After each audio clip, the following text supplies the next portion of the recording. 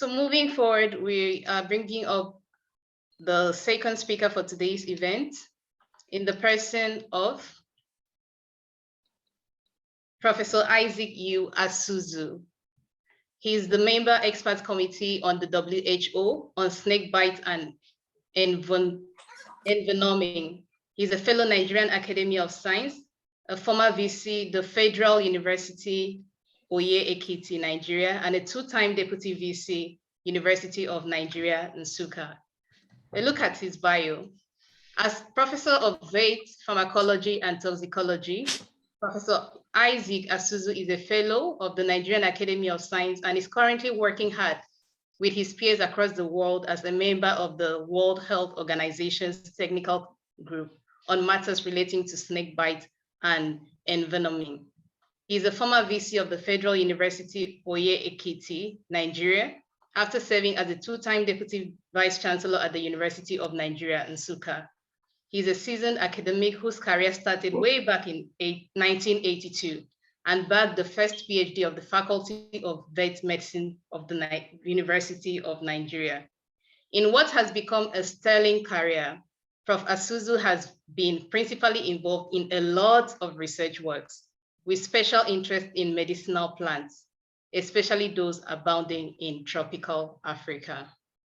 So with much pleasure, Professor Asuzu will be discussing with us on the utilization of staff higher resources in Africa higher education institutions for driving the AU Agenda 2063, the Africa we want. Thank you so much. So please let's welcome Professor Asuzu to take on the platform. Greetings, sir. Thank you very much. I bring greetings from Nigeria. I want to also send my felicitations to the Nigerian ambassador to China. I heard he was there or he's still there, and other dignitaries from Nigeria. I also want to thank the organizers of this conference because this is what we've been looking forward to. Africa will not remain where it is at this time. We'll have to move forward. With this, I would want you to display my presentation, share my presentation on the screen so that I'm able to do that. Yes, sir. Shall I share for you or you share yourself, sir? Oh, you share. Oh, okay. Just a moment.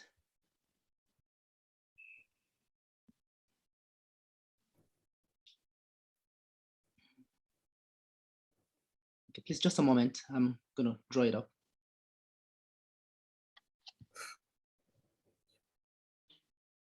Okay.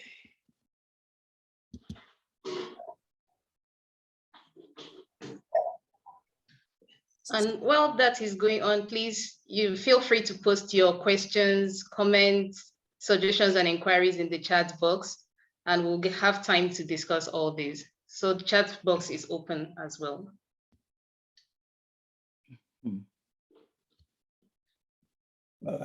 I thought I saw it on the screen just a moment ago. Yes, sir. Okay, that's it. I think it's up now. That's right. Yes, it's up now. Yeah.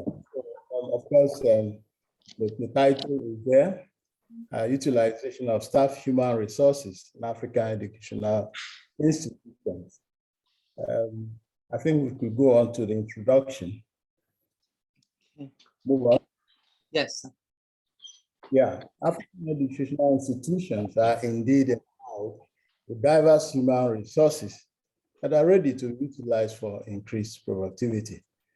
I can tell you that Africa is rich. If you look at the number of PhDs you have in diaspora, be it in America or Europe or China, Asia as a whole, you would agree with me that Nigeria has the needed manpower. However, the available human resources need to be properly trained and then prepared for this purpose in the face of the following challenges. There are challenges that are facing us as Africans, and for us to meet up with these challenges, And to overcome them, we need to properly train and retrain our staff. And some of those challenges include globalization. We are living in a time where you have to compete with people around you. You don't just have to see, keep yourself in one little corner and do what you want to do. Actually, whatever you do now, the whole world is seeing you, and you're comparing yourself with other nations. So that's a big challenge. It's a big challenge. Another one is cross-border provision of higher education services. Education has gone everywhere now. It's not limited to any location. And for us to compete with others, we need to train our young people, to know how to adjust and know how to fit into the entire picture. Quality of research output.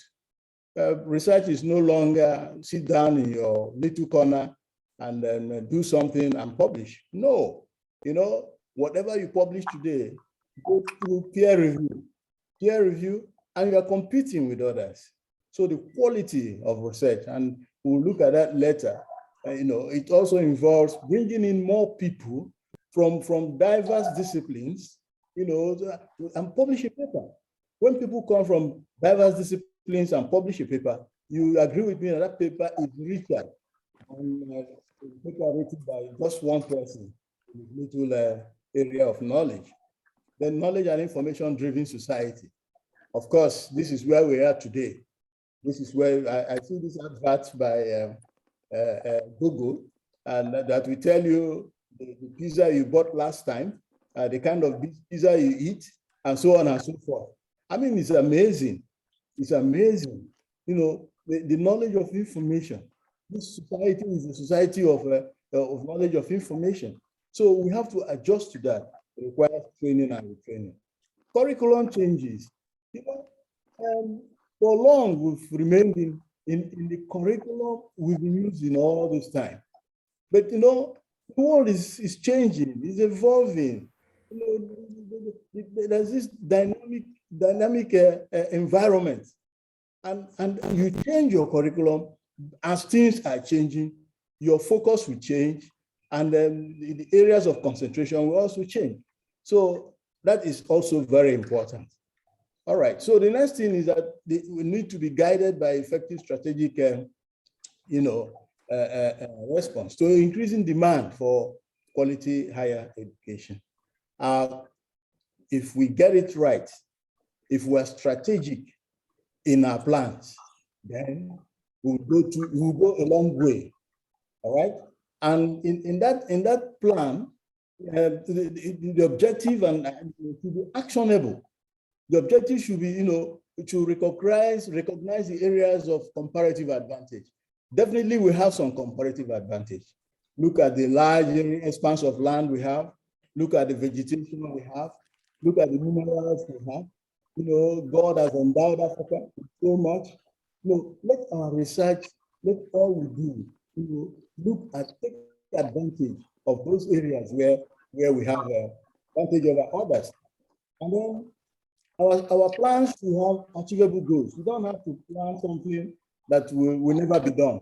You just do it and it remains on paper.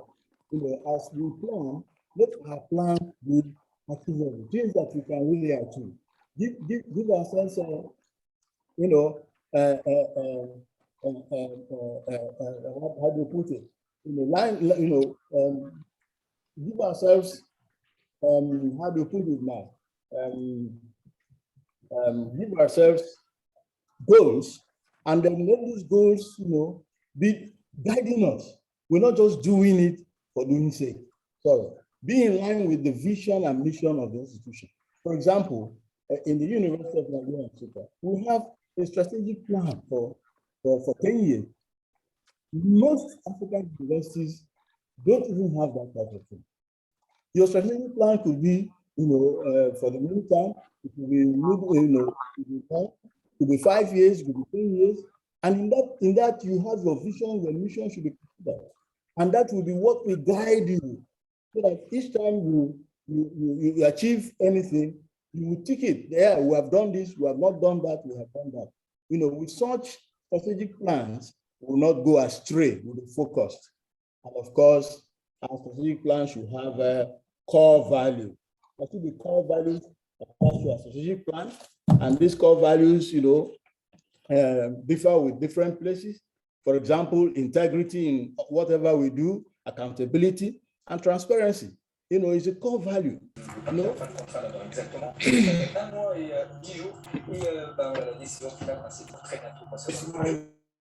I think there's noise in the background. And you treat everyone fairly and justly, regardless of religion, gender, or geographical origin. All these are, you know, core values. You know, right? Meritocracy is something that, you know, is very important. Avoid favoritism. Give it to the person who can do it. You don't just give it to somebody because you think the person is related to you or is from your area, and so on and so forth. So meritocracy, you know, academic freedom, people are free to express themselves, you know, the way they want without being afraid of being victimized. Creativity, encourage people to be creative. We're in a dispensation when creativity is so important. Of course, teamwork. Teamwork is part of it. You can't work alone. You should be able to work with others. So these are core values that should be contained in our strategic plans. Let's go more. Let's go on. Please move on. Right. How do we improve? No. You should go back. Please go. Yeah. How do we improve staff resource utilization? You know, how do we do that? We have to train and retrain. I know in our University of Nigeria, Nsukka, we had the culture of sending our very bright staff. We employ them as graduate assistants, and we send them abroad to go and do their PhD. After their PhD, they will come back. Unfortunately, these days, many people don't come back anymore. You know, they look for greener pastures and they escape. You know, but the essence was to train people, bring them back, and then they would contribute to the growth of knowledge in their institutions. Effective tracking of time. In Africa, we play with time. We play with time. If you go to places like UK or America, you see that time is so important. It's only in Africa somebody will tell you, oh, I lost my brother, I lost my sister, and for 1 week, that person does not come to work. You know, such things are not the things that we should be doing at this time. Create incentives to work. You know, in creating incentives, you should emphasize and recognize excellence. Somebody who does well, you reward that person.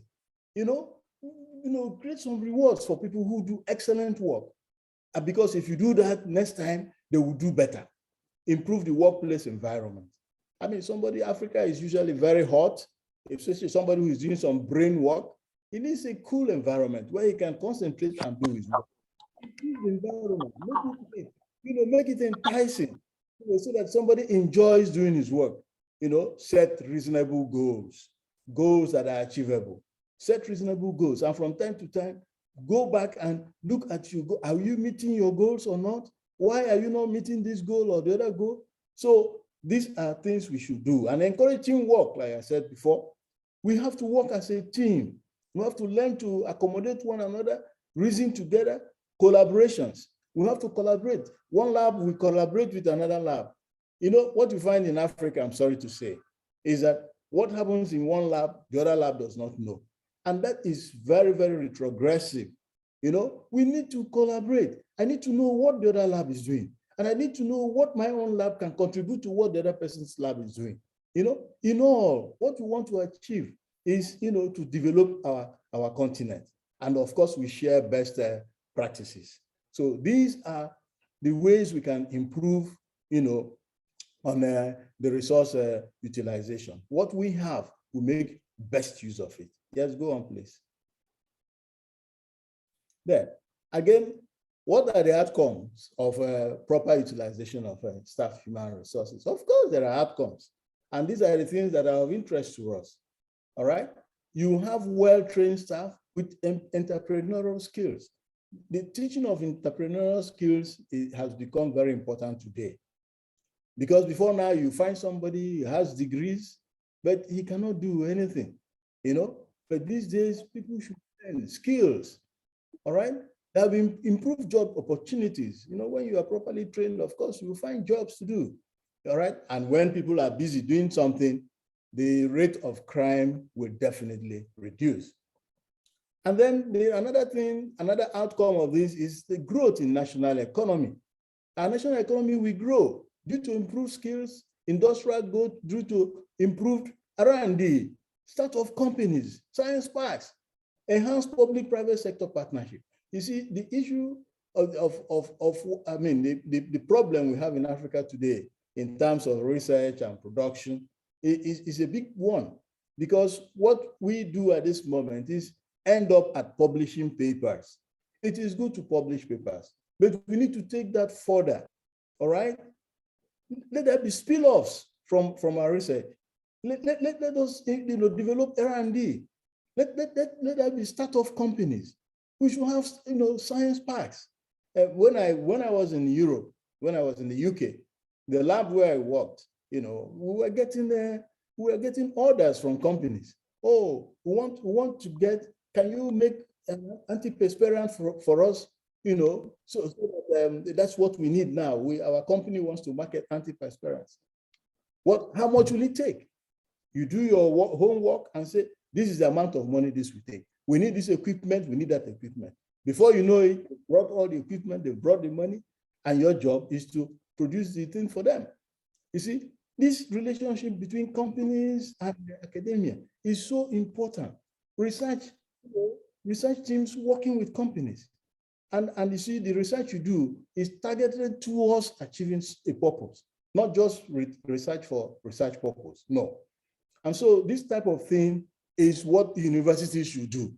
Higher institutions should be centers of excellence. From them, knowledge goes into the companies and things are produced for everybody. Improved health services. One of the things we enjoy from this, improved health services and social amenities. Today, we are busy running to Europe and America for even very small problems, health problems. Why can't we build our own? Why? So when we are what we're supposed to be, when we get to that point where we're supposed to be, we don't need to, travel out for treatment and all that. They're throwing away a lot of foreign currency. All right. More research grants will be available. Of course, as you do research grants, there'll be publications, there'll be patents, coming out of your work. And of course, you produce quality graduates. Graduates, we don't need to be running up and down to go and train if Africa, develops to the point where we want it to get to. Of course, there'll be food for everybody. There'll be food security. There'll be improved agricultural production. Agriculture, there are these universities in the United States that they're called green, what they call it, green something, Greenland universities, the agricultural universities. One of them is Wisconsin. One of them is University of Wisconsin. The other one is University of Michigan. All those, they were developed based on agriculture. Right? I don't see why a university will not be able to feed the community around and even beyond that. Because the service we render is not just to ourselves, we render services to this community. They should benefit from the work we do. And again, there will be the diversified economy. Many of our countries today have mono economy, those depending on, for example, Nigeria is about to run into trouble with other countries now finding other sources of fueling their vehicles and their machines, because we solely depend on oil. And if oil is no longer, attracting money in the international market, then we're in trouble. So we need to diversify our economy so that we have room to move around.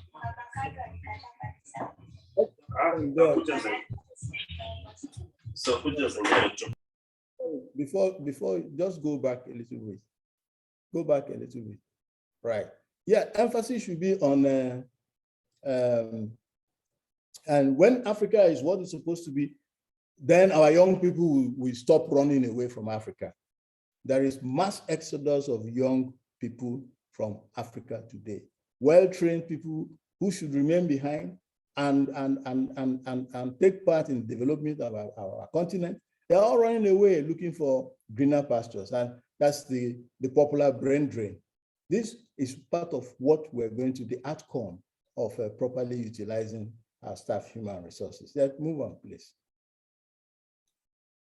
So finally, I just want to say that higher educational institutions in Africa have a long way to catch up with the pace of development taking place in other parts of the world. However, the continent is highly endowed with adequate human resources that can move it forward if properly utilized. And I want to emphasize that these adequate human resources, the bulk of it is the young people. The young people. The young people are the people who will move this continent forward, all right? They don't have to wait. They have to move, just like what you are doing today is encouraging. With adequate strategic planning, followed with proper training and retraining of staff, adjustment of educational curricula, provision of adequate funding, and emphasis on the teaching of STEM, that is science, technology, engineering, and mathematics. In the school system, Africa will advance technologically, produce adequate food for its teeming population, as well as provide good medical care for all. This will be our dream Africa. Thank you very much for listening.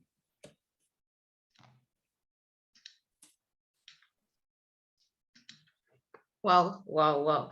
Thank you so much, Prof. Thank you. Go ahead, please. Thank you. Okay. Sorry. Thank you so much, Prof. You've just dealt, before you put the hammer on the head, on utilization of staff human resources in our educational system. And I think maybe because you made mention of instances from Nigeria, and that's where I'm from, so it was really sitting close to home, because I first degree finished there, second degree finished there. So at least I've had a taste of what is happening there. So thank you so much, Prof. Asuzu. It's been wonderful hearing from you. So to our participants, please, if you have a question that you want the Prof to handle, you can use the emoji to either raise your hand, or you can bring it up on the chat box and we'll read it out. So please, it's time for our Q&A, and I want as much of us as that have passed through higher institutions, please bring up your questions and let's interact. Okay, on the chat box, I think there's a question here already. Prof, can I read that to you? Please do. Okay. The question here says from Sam, why is African institutions pay? Why do African institutions pay much attention to university education while giving few resources or less attention to TVET education? Thank you very much for that question. Yes, I was opportune to be the project manager of a World Bank project in our university here. It was titled Step B World Bank Project. And in that project, actually, we looked at the TVET. That's the, if I'm correct, the vocational education and technical training program. Yes, because that question is right. We are lacking in that area. We need people with skills. We need people with skills. But emphasis is not placed on there. But I think that is an area, I mentioned it in my presentation, that we need to train people, entrepreneurial training, technical skills. They are very important. There's a gap. There's a gap there because we need that gap to be filled. It's a matter of policy, I think. As we will continue to talk to the powers that are, to look at that area. It is important for any nation to move forward. That area has to be addressed. Thank you. Thank you so much, Prof, for that. There's another question here from Sans. He says, is there a platform for students who studied up to PhD abroad to return home and get employed in higher institutions? What do you think that is responsible for teachers sent abroad to study, not returning home to work in their institution? I'm co-asking this one. And what is the way forward? Thank you, sir. Well, yeah, we don't want to delve into politics as such, but you see, we don't have the proper environment. And that is part of what I presented in my, the environment is not conducive. That is one, all right? The laboratories are not well equipped. You know, the pay is so little. Every time we're talking about strikes and no strikes, and so on and so forth. And I don't think it's just peculiar, you know, to Nigeria. I think in many African countries it's like that. But many also are doing better than what we're doing here. So these are the reasons. No, and worse still, these days we're also talking about security. You see, somebody has to be secure. Somebody has to have, you know, rest of mind to think. If you are not sure of what will happen to you the next moment, I don't think you find time to think. It's like a hungry person. A hungry person may not be able to think. All right. So yes, that's an observation. But in terms of openings, I think there are enough openings because many universities are coming up. Many universities, many institutions are coming up. But I think the issue is a conducive environment. Yes, that's why many are not coming back. Thank you. Thank you so much, Prof. That was well dealt with. Okay, before I go on, I actually have a question of my own. Prof, most of these points that you talked about on the strategic planning, I think it goes back to funding, bringing up incentives, creating a new environment that will entice those of us up here to go back home to do this work. So most of it still stems back to funding. And the peculiar study case of maybe like Nigeria now, we've seen Asuzu going forth and back with the government, and so far we've not gotten any positive feedback. So as a member on an expert panel, Prof, what kind of advice can you give with regards to this situation? Is there any way forward in the nearest future where this can just be resolved? Because with the issue on Asuzu, we are also talking about insecurity challenges here and there. Even the students in the institution, I don't believe they're also in a good platform where they can actually develop to also fulfill this AAU agenda that we are driving towards. So I'd like to get your advice on that, sir. Thank you very much. That's a big one. That's a big one. The problem is bigger than us.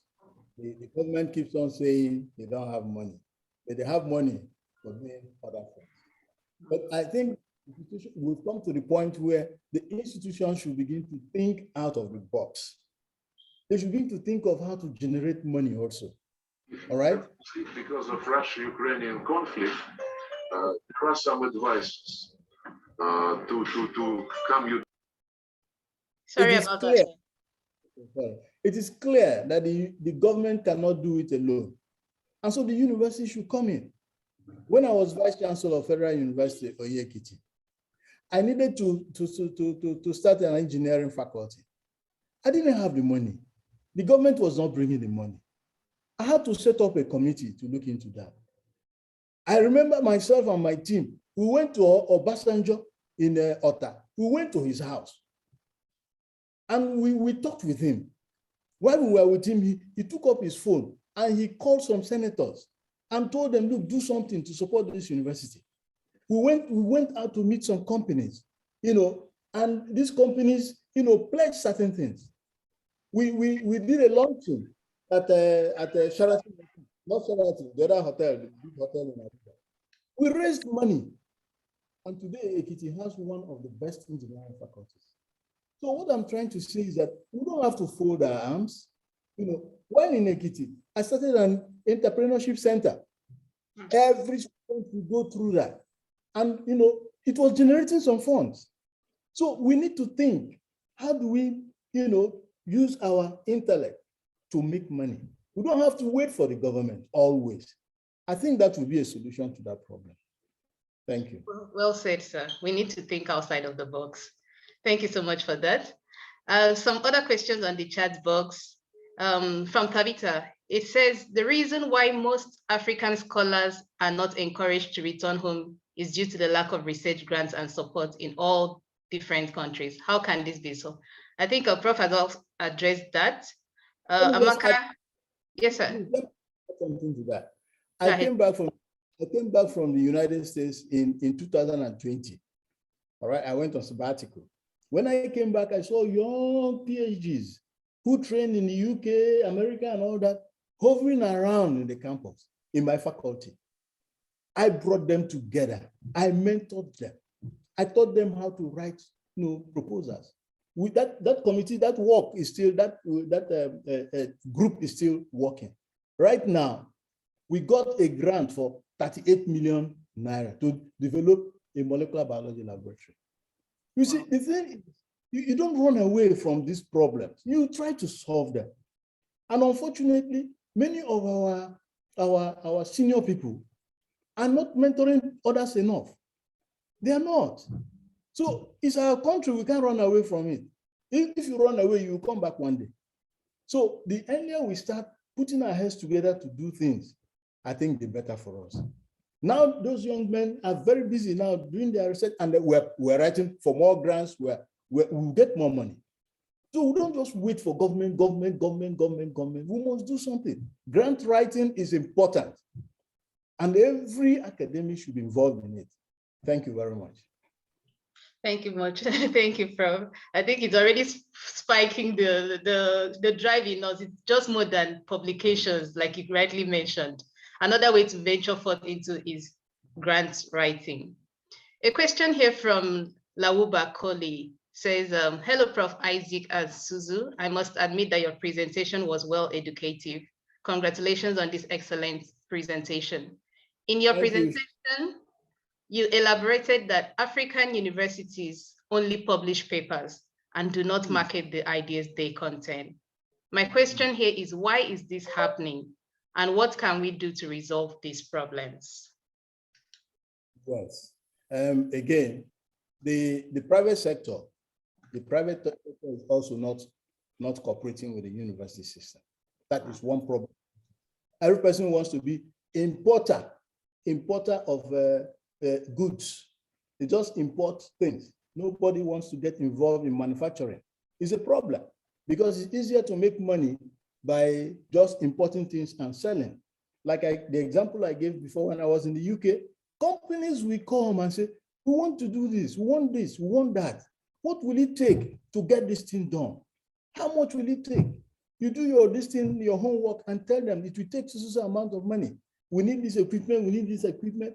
Before you know it, they will supply those things. There's no synergy between the research in the universities, the researchers in the universities, and the industries. There is hardly anyone. So that's a problem. So what people do is just you publish it, and remember that once you publish something, is in the public domain. It's difficult to go beyond. Once it's open, anybody can take it from there and go on. Things that go to the point of manufacturing or production are not published anyhow, because once you publish anything, it's open. Anybody can have access to it, and anybody can use it for anything. So there is this. The industries are not collaborating. They're not working. So when we talk about collaboration, we also mean that industries should collaborate with universities, and of course the government will come in because these things take money. So we're looking forward to an Africa where all these important stakeholders will collaborate and get things done. I think that's the reason why we end up at the publications. Thank you. Thank you so much, Prof. I think with the last sentence you made, that just brings us to the last question I'm going to read out from Shehu. It says, thank you, Prof, for mentioning collaboration. I agree. How do we encourage or cultivate these collaborations? Very good. Very good. I know that a number of you are in the diaspora. a number of you are in the diaspora. If you have your continent in mind, you will be thinking of how to establish links with people outside and people inside. You'll be thinking about that. You'll not just be thinking about yourself and how you improve on yourself. That's how it starts. When I went to University of Strathclyde in Glasgow as a Commonwealth Fellow.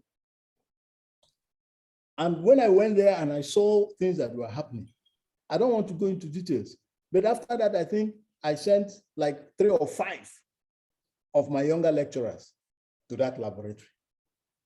Because when somebody knows you and has confidence in you, when you recommend another person to that person, the person accepts that person wholeheartedly because they've seen you work and they know you have integrity. So this opportunity you have in the diaspora, utilize it very well. China is doing well today. I remember there was a time the Chinese government sent a number of their students to America. Those students studied there, had links, came back to their own country, and with the linkage going on, they were able to develop to where they are today. But when we do things just for our own selves, I think we have problems. You finish somewhere in a lab, you come back, there is no more connection between you and the lab. It is wrong. It is very wrong. Thank you. Oh, it's just hitting the right place. Thank you so much, Prof. Okay, I'm seeing a hand raised. This should be our last by Nzube Chukuma. Nzube, are you there? Yeah, I'm there. Please shoot your question brief, precise, and direct. Okay. Just to go to my question, Bill Gates was asked why he employed a lot of Africans, not Asians, and he said if he employs Africans, they stay within his company, while the Asians return back home, because the system encourages them to return with an idea that can be fertilized. Then that points to my my question, where within the system in Africa, I'm a Nigerian, how do we balance between schooling without education? Because sometimes you may see somebody who graduated, but the education, he went to school, but the difference between schooling without education, where the knowledge is lacking, because we promote the idea of grades, just like which has been advanced by publication. Now, recently, you see people publishing without having the basis root. So how do we balance that in Africa in terms of education with knowledge and schooling with knowledge, not schooling without education? How do you balance that? Yes, I agree with you. There's a lot of that happening today. And part of it is what I mentioned in my presentation. Our curriculum needs to be dynamic, needs to change. You know, some of us are still operating the curriculum of donkey years ago. You know, the curriculum, you know, we were taught how to cram things, how to recite things, and it's no longer like that. People are taught how to, you know, use their hands and use their heads and put things together. You see a child of 4 years, 3 years, 4 years in Europe or America playing around with computers, you know, doing things here and there. But here it is more of, even they teach you things you have never seen before. Even in the lab, they tell you this equipment works this way, works that way. You've never seen it with your eyes. So I think the problem is that we are more theoretical here than practical. And that also takes us to what the person who raised the question on VTE said. So we need to change our curriculum, teach people how to, you know, innovate, you know, innovate, not just cramming and pouring out. I think that is part of it. And the curriculum has to be designed in such a way that people will begin to think rather than just swallow things and vomit them. I think that is the issue. I think the problem is our curriculum. Those in curriculum development should do a lot of work because we need to change it. And if people are trained with the old thing, they will run into the same problem. Thank you. Wow. Thank you so much, Prof. It's been a pleasure hearing from you and the interaction that has been taking place. You've spoken to us on collaboration, why it's needed. We need to think outside the box for our funding. And now that our system, the curriculum also needs to be looked at.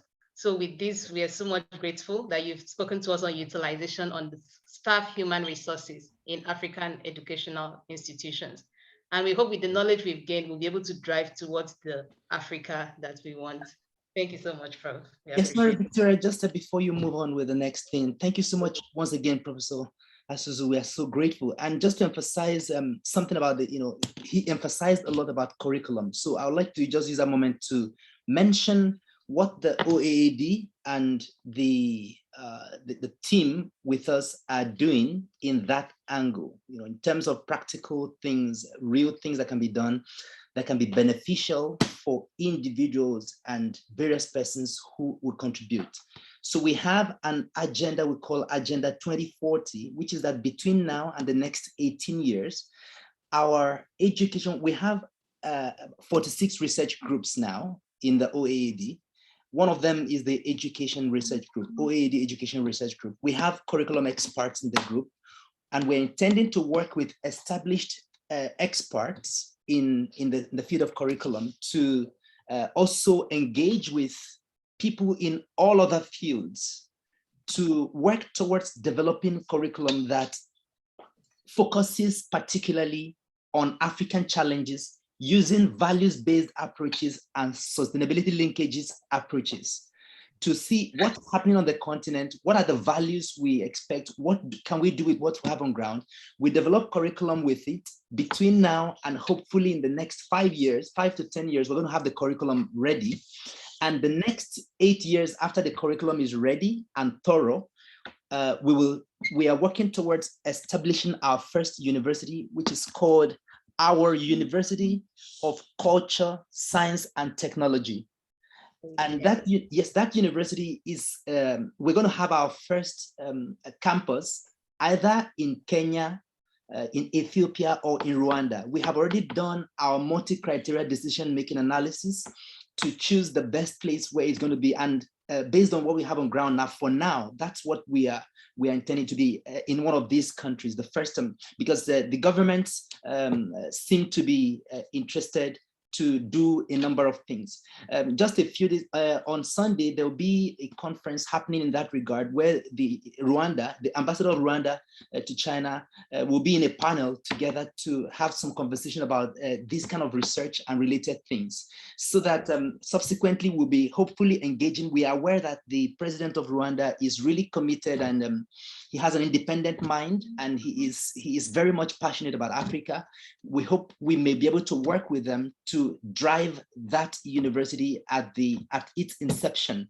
And many of our members who are currently working in several other universities outside of Africa, in Europe, in the Americas, in Asia, we are going to be bringing them back at the point we are ready. We'll call on them. Come back, we are ready now. We have, of course, the young people who are scattered all across the continent. They need to go to school.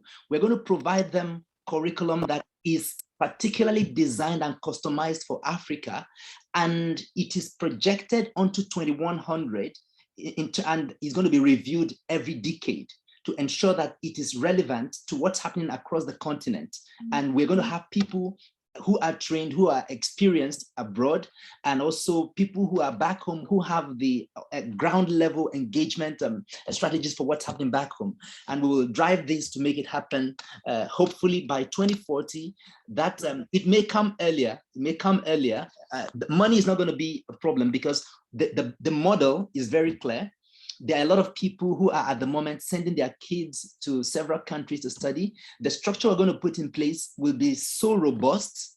The expertise level of the people who are going to be teaching there, they will be so established that nobody will see anything better than it anywhere else in the world. In terms of what they're going to be able to do subsequently after graduation, their relevance, because the little things they're going to do on the continent with the kind of knowledge they will get there will get global attention faster than if they went to study elsewhere. So there will be a lot of incentives for people to come there. So we'll be able to make money to pay the staff, And also partnering, we're going to be also having a chain of entrepreneurial activities, because we're hoping that in the next 20 years, we will have at least 200,000 members, and at least 25% of them, that's about 50, should be people who are running their own businesses, not professors in universities. And because we know that professors get paid very little money.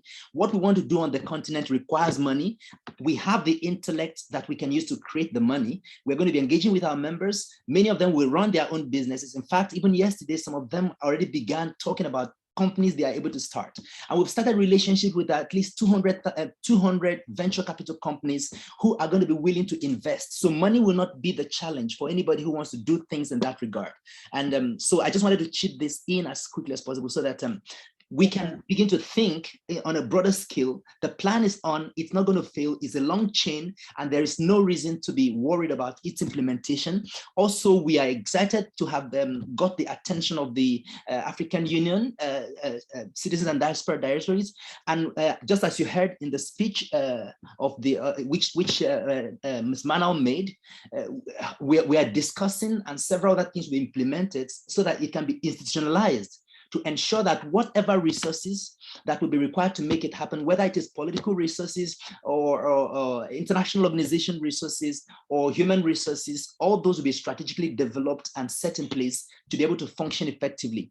So just to that in. Thank you so much, sir, for your presentation. We are really excited. Thank you, sir.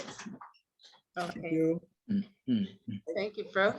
And thank you, Dr. Elijah, for broadening that further, and the plans that the OAD has in line with that. Thank you so much. You're welcome. So